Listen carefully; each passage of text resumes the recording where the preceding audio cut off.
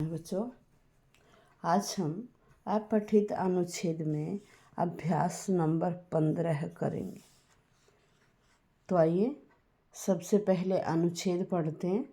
अयम लेखनी तव महिमा अपूर्व है, सकले विश्वे त्वम एव ज्ञानम विज्ञानम च प्रसारयसि, काव्यै रूपकै कथापि गीतै च जनान् विनोदयसि, तुलिकायाः सहयोगेन कर्गदान चित्रमयान करोषि। अब देखो 3-4 लाइन पढ़ने से ही पता चल गया कि यहाँ लेखनी के बारे में बताया गया है।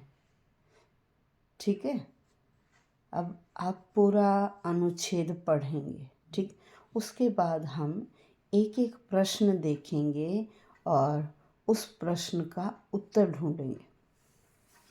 अब यहाँ देखिए, सबसे पहले प्रश्न है, लेखनी कथा भी गीतई कान विनोदयति। पहली लाइन में देखिए, काव्यई रूपकई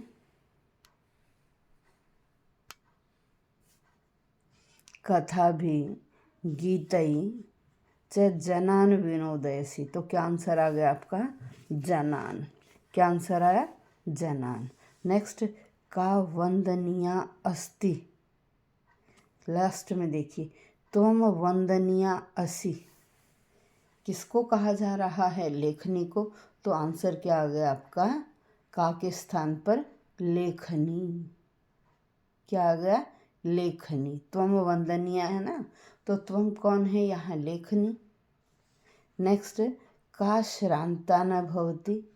अब यहाँ तीसरी लाइन में देखिए, अनवरतं कर्गदेषु धावन्ति अपि त्वं कदापि श्रांता न भवसि। लगातार कागज पर दौड़ती हुई आप कभी भी थकती नहीं हैं। तो कौन है यहाँ ये त्वं? यह भी लेखनी है। आप त्वं लिखकर ब्रैकेट में लिख दीजिए, लेखनी। नेक्स्ट है, अस्माकं तु त्वमेव किम। हमारे लिए तुम क्या हो? अस्माकं तीसरी लाइन से देखना शुरू करिए, अस्माकं तु त्वमेव शरणम। तुम क्या हो हमारे लिए? शरणम। क्या हो? शरणम।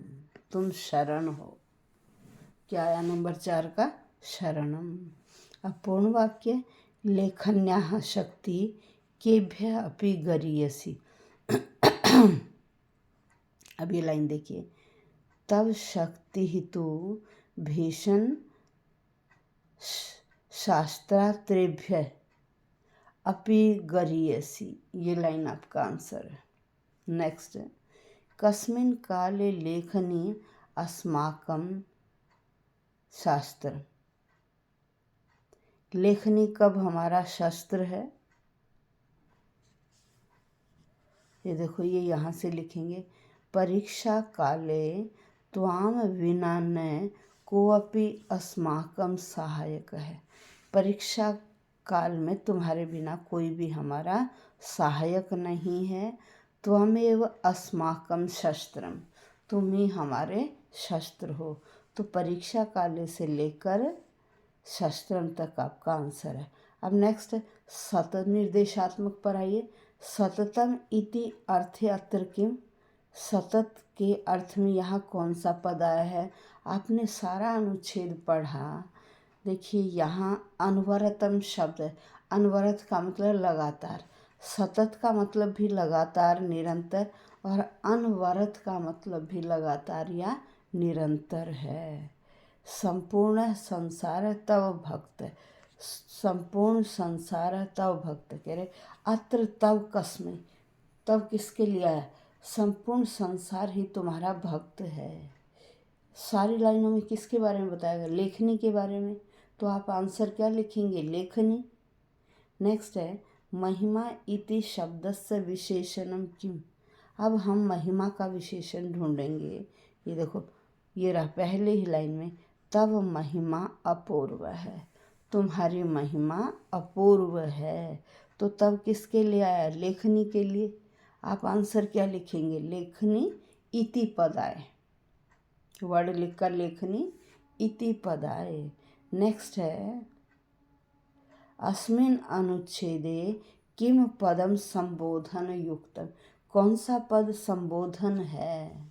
देखिए स्टार्टिंग में अयम लेखनी, संबोधन के बाद ये एक्सक्लेमेटरी साइन लगता है तो यहीं है और पूरे अनुच्छेद में कहीं भी नहीं है। तो कौन सा पद आपका? अयम लेखनी, यह संबोधन पद है। अब लास्ट अस्य अनुच्छेदस्य उचितम शीर्षकम। भाई शीर्षक बताना। आपने सारी 6 की 6 लाइनें पढ़ी, आपने देखा कि हर पंक्ति में लेखनी के बारे में ही बताया जा रहा है, तो आपने अनुच्छेद का शीर्षक दिया लेखनी या अय लेखनी। स्टार्टिंग में वर्ड अय लेखनी या केवल लेखनी। समझ गए बच्चों? धन्यवाद बच्चों।